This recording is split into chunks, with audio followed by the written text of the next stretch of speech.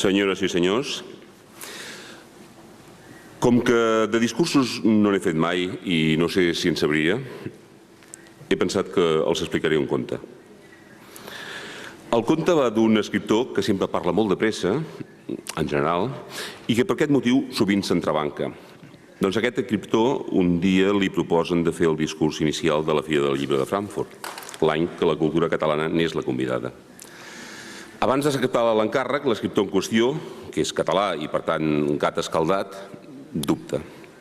Pensa, i ara què faig? Accepto la invitació, no l'accepto? Busco alguna excusa amable i la declino? Si l'accepto, què em pensarà la gent? Si no l'accepto, què em pensarà també la gent? Jo no sé com van les coses a d'altres països, però els asseguro que al meu la gent té tendència a pensar moltes coses i a treure moltes conclusions. Si un dia expliques que quan vas a cal sastre l'home mentre pren les mides pregunta «Vostè cap a quina banda carrega?» Tu contestes que carregues cap a la dreta o que carregues cap a l'esquerra.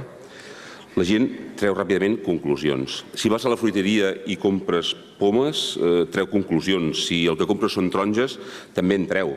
Facis una cosa o facis l'altra, carreguis cap a la dreta o cap a l'esquerra, compris pomes o taronges, la gent té un alt nivell de clarividència.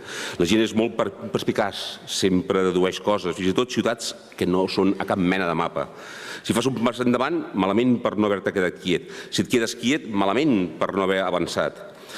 Però passa que l'escriptor en qüestió creu que no ha de demanar perdó a ningú per sentir-se part de la cultura que precisament aquell any han convidat a Frankfurt. De manera que diu, doncs, decideixo acceptar. És evident que no li proposaran pas fer aquest protocolari discurs inicial l'any que la cultura convidada a la Fira de Frankfurt sigui la cultura turca, la cultura vietnamesa o la cultura ngandunga. Així doncs, l'escriptor diu que sí, que farà aquest discurs i tot seguit s'asseu a una taula, agafa un bolígraf i una llibreta i comença a rumiar què hi ha de dir. I una mica se sent perplex. Al llarg dels temps, la bonança de la història no ha estat del costat de la literatura catalana. Les llengües i les literatures no haurien de rebre mai el càstig de les estratègies geopolítiques, però el reben i el reben ben fort. Per això el sorprèn que un muntatge com aquest, la Fira de Frankfurt, dedicada a la gran glòria de la indústria editorial, hagi decidit convidar una cultura amb una literatura desestructurada, repartida entre diversos estats, en cap dels quals és llengua realment oficial, encara que n'hi hagi un i mig que ho proclamin.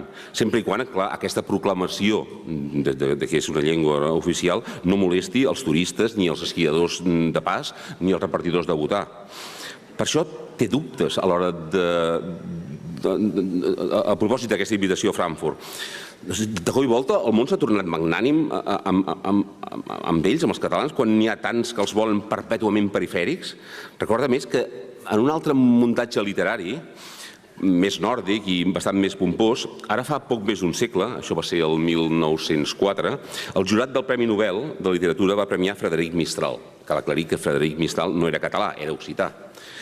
Però la referència serveix no sols perquè alguns catalans i alguns occitans se senten a prop, sinó perquè el premi va molestar tant els puristes de la nació-estat, soyez propre, parlez français, que mai més a la vida cap literatura sense estat ha tornat a tenir un Premi Nobel. Es va acabar per sempre. A més de la sensació de perplexitat, aleshores el personatge del nostre conte té una sensació de justícia. Potser justícia no és la paraula exacta, però també li fa mandra buscar-ne una altra. Alguna cosa semblant.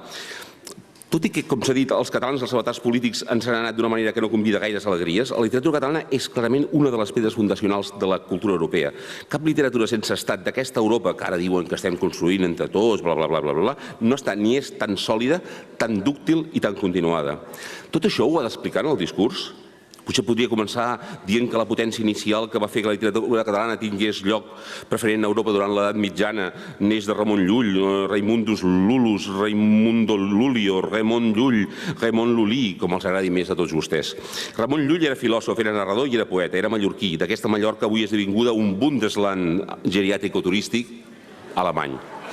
Nascut molt abans que els tour operators, els avions de baix cost i la balearització dictessin les normes de vida d'aquelles costes, centenis abans de l'arribada de Boris Becker i de Claudia Schiffer, en ple segle XIII, Ramon Llull va estructurar una llengua travada i rigorosa, la mateixa llengua en què de manera vibrant i corrompuda encara parlem i escrivim ara. Però, clar, l'escriptor aquest té altres dubtes. Ja que ha de parlar a Frankfurt, no hauria de venir amb detalls que poguessin interessar als germanoparlants per si s'avorreixen una mica mentre ell va xerrant? Hauria d'esmentar l'arxiduc Lluís Salvador d'Àustria-Toscana, s'arxiduc? Hauria d'esmentar el senyor Damm i el senyor Moritz, fundadors d'algunes de les marques de cervesa que els catalans encara bevem? És evident que, és clar, si ho fes li diríem frívol. Però, clar, això encara li encantaria i això encara l'impel·leix més a fer-ho. Ja posats podria esmentar el senyor Otto Schutz, gran oftalmòleg, diplomat a Espanya i Alemanya, que ha acabat donant nom a una esplèndida discoteca de Barcelona. Jo no sé si van a Barcelona sovint, però si hi van, vagin a la discoteca Otto Schutz. Doncs el senyor Otto Schutz era un oftalmòleg que es guanyava la vida graduant la vista de molts barcelonins, per exemple, d'alguns membres de la família del poeta Carles Riba, segons es desprèn del que el seu net, Pau Riba, que també poeta i a més músic, diu el text que acompanya el disc Dioptria. Tampoc no sap si hauria de citar els grans noms que han configurat el fil literari que ens du fins avui. Bernat Meix, J.B. Foix, Narcís Oller, Anselm Turmeda, Joan Brossa, Joan de Martorell, Llorenç Vilallonga, Jordi de Sant Jordi, Jaume Roig, Josep Carner, Jacint Verdaguer, Santiago Rossinyol, Isabel de Villena, Josep Maria de Sagarra, Joan Maragall, Eugeni Tort, Josep Pla, Joan Sales, Mercè Rodoreda. O potser el millor seria no citar-ne cap nom. Perquè, clar, citar tots aquests escriptors, la majoria desconeguts pel món literari que es belluga per Frankfurt, no farà que els assistents a la cerimònia d'obertura de la Fira del Llibre s'avorreixin de sentir noms que els sonen poc, no farà que mirin el rellotge i diguin, hosti, quin rotllo aquest home. Per això, doncs, decideix que no dirà cap nom, tot i que, de fet, ja els hagi dit tots en aquest mateix procés de descriure els dubtes sobre si els ha de dir o no. A més, clar, segons s'ha llegit, a la mateixa Fira del Llibre hi haurà instal·lada una exposició que parlava d'això, la lectura catalana, amb la història, totes aquestes coses. Encara que, siguem sincers, quantes de les persones que assisteixin a aquest acte inaugural després visitaran aquesta exposició amb un interès que no sigui merament protocol·lari perquè toca anar-hi? Si som sincers i optimistes, sabrem que ben poques persones. Tot i que es tracti d'una Fira del Llibre, i els escriptors més desconeguts haurien de ser els que més excitessin la set de lectura de les persones interessades a descobrir meravelles literàries i no a seguir simplement el tam-tam del que toca en cada moment. Però que aquest home, com més hi rumia, menys claveu com hauria de ser el discurs. És un escriptor, els escriptors són gent bastant malalta, bastant amb un cervell complicat.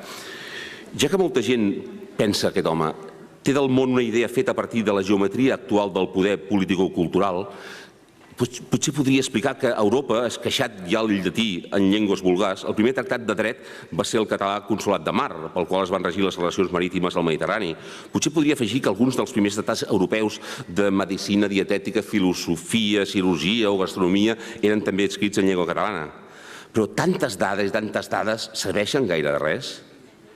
Què han dit altres escriptors en anteriors discursos inaugurals d'aquesta mateixa fira? Aleshores, l'escriptor busca alguns d'aquests discursos d'altres cultures convidades i els llegeix un rere l'altre. En tots hi ha una gran exaltació de la cultura pròpia. I veu clar que sempre, a qui no pertany a la cultura exaltada, tots aquests discursos d'exaltació de la cultura pròpia li sonen distants, com el remor de l'aigua que va riu avall, sense que ningú hi pari cap mena d'atenció. Són discursos a l'estil d'aquell que durant la dictadura franquista va fer a Nova York, a les Nacions Unides, el violoncel·lista Casals, d'aquí el senyor Wolf ens ha ofert ara mateix una peça preciosa.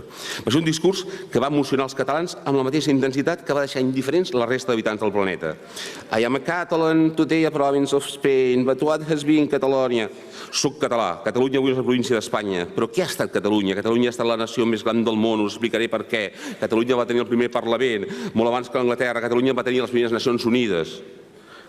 També veu que altres escriptors que han fet discursos inicials d'aquests, a la fi del llibre, intercalen poemes. Un poema sempre queda bé, hi ha coses aquelles que rimen i té un to com de dir, hosti, aquest home és un home llegit, sap de què va la cosa. Llavors pensa, potser ell també ho faci. Per exemple, podria llegir aquell treball-llengua que un dia, en una fenomenal paròdia de discurs militar, va recitar el grandíssim Salvador Dalí, com si fos un poema excels. Una polla xica, pica, pallarica, camatorta i becarica va tenir 6 polls xics, pics, pallarics, camatorts i becarics. Si la polla no hagués sigut xica, pica, pallarica, camatorta i becarica, els 6 polls no haguessin sigut xics, pics, pallarics, camatorts i becarics. De fet, si...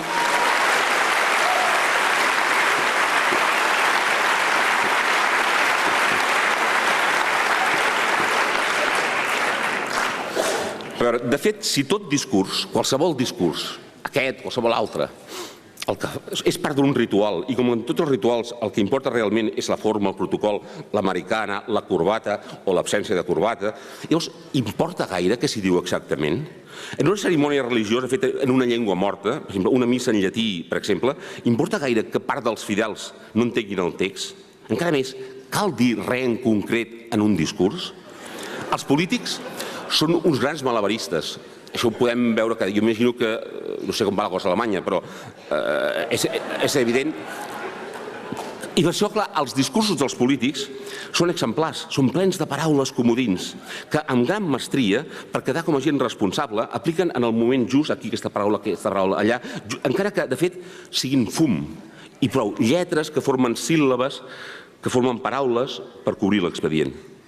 Aquest músic fenomenal que és Carles Santos va gravar fa anys una peça esplèndida que consisteix en una barreja de declaració d'amor i discurs de polític.